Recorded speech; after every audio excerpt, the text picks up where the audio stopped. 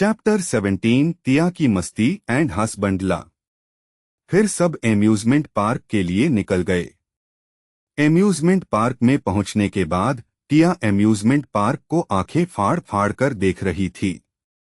वो बोली वाओ, तो उसे सब हैरान नजरों से झांक कर देखने लगे। फिर कुछ ही देर में समझ आ गया था कि टिया कभी भी कहीं घूमने नहीं गई थी।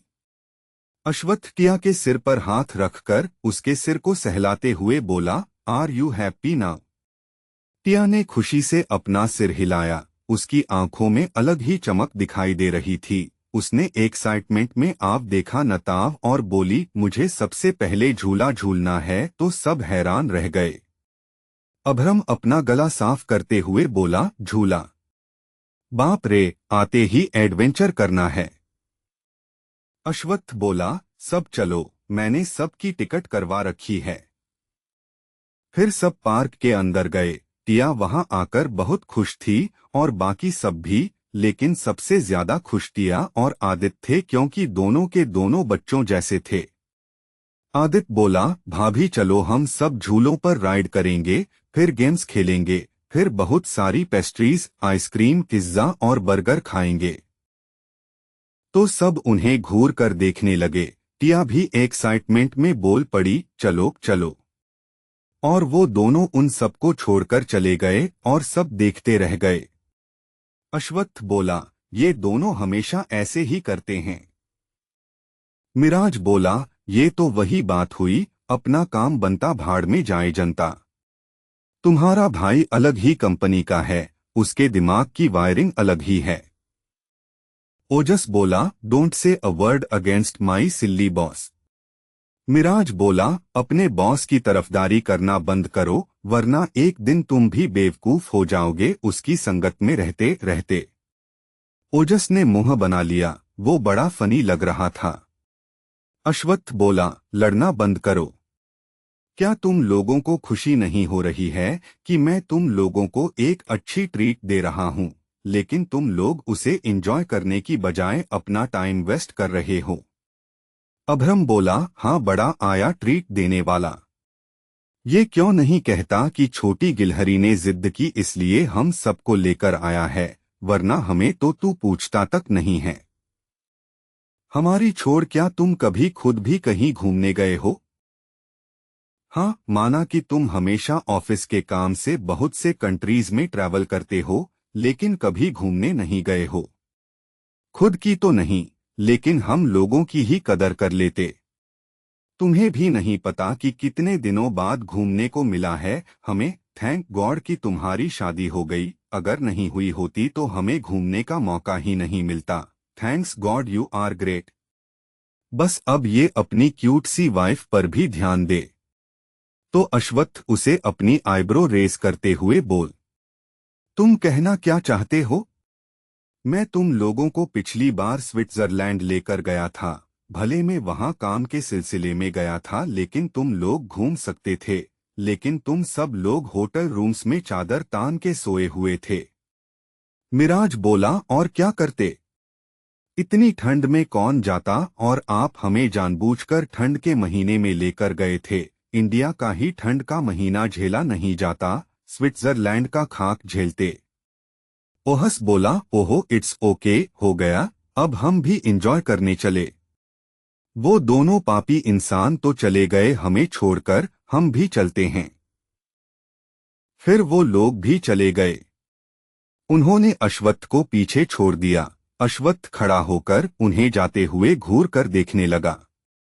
वो खुद से ही बोला, ऐसे दोस्त किसी को ना मिले, और भाई और बीवी भी। छोटी गिलहरी, तुम्हें मुझे इग्नोर करने का पेमेंट चुकाना पड़ेगा। और वो भी उनके पीछे पीछे जाने लगा। आदित्य और टिया कई सारी राइड्स कर चुके थे। फिर वो रोलर कोस्टर वाले झूले को देखने लगे। आदित्य बोला, भाभी चलो ना, इस वाले में ट्राई करते हैं। टिया घबराते हुए बोली, पर ये तो बहुत ऊंचा है, मुझे नहीं करना। आदित्य जिद करते हुए बोला, प्लीज भाभी चलो ना चलो। टिया बोली, तुम जाओ, मैं यही वेट करती हूँ। तो आदित्य उसका हाथ पकड़कर बोला, बिल्कुल नहीं, मैंने कहा ना चलो, बहुत मजा आएगा। वो टिया को खींचते हुए ले गया और जबरदस्ती रोलर कोस्टर में ले जाकर बिठा दिया। उसने अच्छे से उसकी सीट बेल्ट लगा दी और खुद भी बैठ गया और अपनी सीट बेल्ट भी लगा ली। टिया बहुत ज्यादा डर गई थी। जैसे ही रोलर कोस्टर चलने लगा और ऊपर पहुंचा, टिया डर के मारे चीखने चिल्लाने लगी। यही हाल आदित्य का भी था। वो एक्साइटमेंट में आ तो गया था, लेकिन उसका हाल तो टिया से भी गया गुजरा था। रोलर कोस्टर जैसे ही एक राउंड लगाकर नीचे आया, दोनों का चेहरा देखने लायक था। टिया चिल्लाने लगी, मुझे नीचे उतरना है, मुझे नीचे उतरना है। तभी फिर से रोलर कोस्टर ऊपर पहुंचा। दोनों चीखने चिल्लाने लगे। सिर्फ उन्हीं का ऐसा हाल नहीं था, रोलर कोस्टर में ऐसे और भी लोग थे जो बहुत डर रहे थे। कुछ देर बाद जब वो दोनों रोलर कोस्टर से उतरे तो बाहर आकर टिया नीचे बैठ गई। वो डर के मारे कांप रही थी। आदित्य का भी यही हाल था। तभी उन्हें एक आवाज आई, एक रोलर कोस्टर में इतना डर। तो दोनों ने नजरें उठाकर देखा। सामने अश्वत्थ अपने दोनों हाथ पीछे बांधे खड़ा था और दोनों की हालत देखकर उसे हंसी आ रही थी। टिया लगभग रोने ही वाली थी। वो जल्दी से उठ खड़ी हुई और भागकर अश्वत्थ के पास गई और उससे लिपट गई। उसने अश्वत्थ को टाइटली पकड़ लिया। वो बच्चों की तरह रो रही थी। वो बहुत ज्यादा डर गई थी। अश्वत्थ ने उसे धीरे से अपनी बाहों में लिया और उसकी पीठ को धीरे धीरे सहलाने लगा। उसने आदित्य को देखा। आदित्य अपने भाई को देख रहा था और सोच रहा था, रोलर कोस्टर में झूलने का आइडिया मेरा ही था। मैं ही जबरदस्ती भाभी को लेकर गया था। अब पक्का भाई मुझे कच्चा चबा जाएंगे। और वो जल्दी से गया और उसने अपने भाई के दोनों पैर पकड़ लिए और बोला, आई एम सॉरी भाई, मुझे पता नहीं था भाभी इतना डर जाएंगी। मुझे लगा बड़ा मजा आएगा, लेकिन वहां राइड करने के बाद पता चला कि मजा नहीं सजा आया। वो मासूम शक्ल बनाकर अश्वत्थ को देखने लगा। आदित्य एकदम एक क्यूट पप्पी की तरह लग रहा था। अश्वत्थ बोला, इतना नाटक करने की कोई जरूरत नहीं, चलो। और टिया को चुप कराया। फिर वो लोग बाकी लोगों के पास गए। सब एक साथ गेम्स खेलने लगे। उन्हें बहुत मजा आया। टिया और आदित्य ने आज जी भर के मनमानी की और जी भर के फास्ट फूड्स, आइसक्रीम और पेस्ट्रीज खाई। ओरियन टिया के खाने को देखकर अश्वत्थ से बोला, बिग बॉस यंग मैडम को देखकर पता नहीं चलता कि वो इतना खाती है, लेकिन जाता कहाँ है? वो इतनी दुबली पतली क्यों है? तो अश्वत्थ बोला, मुझे क्या पता, वैसे भी शायद। तभी टिया खाने के लिए एक बच्चे के साथ भिड़ गई। वो एक बच्चे के साथ आइसक्रीम के लिए झगड़ रही थी। सब ये देखकर हैरान रह गए।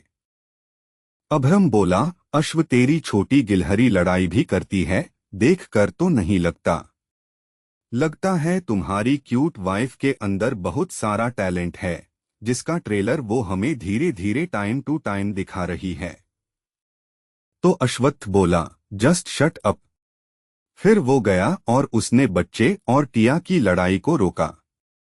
बच्चे की मां अश्वत्थ को देखकर उसे देखती ही रह गई। टिया अश्वत्थ से जिद करते हुए बोली, सर मुझे आइसक्रीम चाहिए, ये मैंने पहले मांगी थी। अश्वत्थ उस बच्चे को देखने लगा। वो बच्चा बड़ा जिद्दी दिख रहा था। अश्वत्थ टिया के सिर पर हाथ रखकर बोला, रहने दो, ऑलरेडी तुम पूरे पार्क का खाना खा चुकी हो, अब क्या पार्क भी खा जाओगी? तो ये सुनकर टिया ने मुंह बना लिया। वो बहुत प्यारी लग रही थी। अश्वत्थ ने उस बच्चे की मां को देखा, फिर बच्चे को।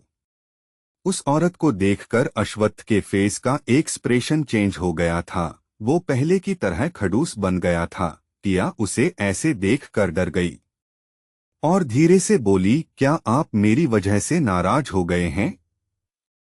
तो अश्वत्थ ने कुछ नहीं कहा और उसे लेकर वापस आ गया। बाकी लोग भी उस औरत और उसके बच्चे को घूर कर देख रहे थे, जैसे वो लोग उन्हें मार ही डालेंगे। वो औरत किसी रिच फैमिली से थी। उसने महंगे कपड़े और ज्वेलरी पहन रखी थी। वो काफी सुंदर भी थी। उसका बच्चा कुछ 7-8 साल का था और बहुत जिद कर रहा था। वो औरत शक्ल से बहुत चालाक दिखाई दे रही थी। आदित्य बोला, मुझे लगा था कि हम अच्छे से एंजॉय करेंगे, लेकिन हमारी खुशियों पर किसी ने ग्रहण लगा दिया। टिया को कुछ भी समझ नहीं आ रहा था कि वहां क्या हो रहा है। वो कभी सबको देखती तो कभी अश्वत्थ को देखती। अश्वत्थ, जो कुछ देर पहले उसकी हर विश पूरी कर रहा था और खुश भी था, वो अब पहले की तरह खड़ूस बन गया था। अश्वत्थ ने टिया को अपने आप से कसकर चिपका रखा था। मिराज बोला, यंग मैडम क्या यहाँ पर और रहना चाहती हैं? तो टिया ने नामे सर हिलाया। तो सेल्वन बोला, ठीक है, फिर हम वापस चलते हैं, यहाँ रुकने का कोई मतलब नहीं। वो लोग वापस आ गए। सब लोग चुप थे और उनके फेस पर गुस्सा नजर आ रहा था। टिया, जो अश्वत्थ के साथ बैठी थी, उसने अश्वत्थ को एक नजर देखा। अश्वत्थ का फेस खतरनाक हो गया था। टिया को वो बहुत खतरनाक लग रहा था। अश्वत्थ की आंखों में एक अजीब सा गुस्सा और दर्द दिखाई दे रहा था, लेकिन वो पता नहीं लगा पा रही थी, ना ही गैस कर पा रही थी कि आखिर अश्वत्थ किस बात पर नाराज है। अश्वत्थ को फील हुआ कि दो आंखें उसे घूर रही हैं। उसने अपना सिर झुकाकर टिया को देखा। उसकी नजरें टिया की मासूम चेहरे पर गई। टिया की आंखों में सवाल साफ साफ नजर आ रहे थे। अश्वत्थ ने कुछ नहीं कहा, उल्टा टिया को और कसकर अपने सीने से लगा लिया।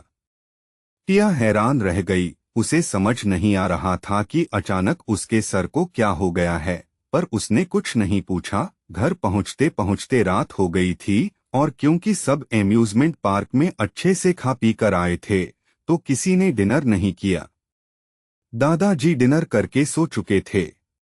पहले वो उनका वेट करते थे, लेकिन जब से उनके बड़े पोते की शादी हुई थी, वो टेंशन फ्री हो गए थे। टिया बाथरूम में बाथटब में लेटी हुई थी। वो सोच रही थी कि अचानक से सर फिर से वापस अपने खड़ूस मोड में क्यों चले गए। फिर उसे ख्याल आया कि अश्वत्थ को भी नहाना है। वो जल्दी से बाथटब से बाहर निकली। उसने बाथरोब पहना, बाथटब का पानी खाली किया और अच्छे से साफ किया। तब तक अश्वत्थ अपने शर्ट के बटन खोलते हुए अंदर आ चुका था। टिया बाहर निकलने के लिए पीछे मुड़ी तो वो अश्वत्थ को देखकर हैरान रह गई। अश्वत्थ ने अपने शर्ट के सारे बटन खोल लिए थे। उसने अंडर शर्ट भी नहीं पहना था। टिया अश्वत्थ की अट्रैक्टिव बॉडी और एब्स को देखकर इम्प्रेस हो गई। अश्वत्थ लंबा और स्लिम पर्सनालिटी वाला इंसान था। कोई कह नहीं सकता था कि उसके भी एब्स होंगे, वो भी इतने अट्रैक्टिव। टिया ने जल्दी से अपने हाथों से अपनी आंखें बंद कर ली। अश्वत्थ ने उसकी इस हरकत को देखा। वो काफी खराब मूड में लग रहा था। टिया जब नहा रही थी तब वो अपने बार में बैठकर रेड वाइन पी रहा था। वो टिया के पास आया और उसे कसकर अपनी बाहों में भर लिया। टिया की धड़कन अचानक से बढ़ गई। उसने अपनी आंखों से अपने हाथ हटाए। उसकी आंखें बड़ी हो गई। टिया को रेड वाइन की भीनी भीनी स्मेल आ रही थी। वो मन में बोली, जब आदमी गुस्से में हो और पी रखी हो तो उससे कभी उलझना नहीं चाहिए, उसमें अपना ही नुकसान है, और चुपचाप वैसे ही खड़ी रही।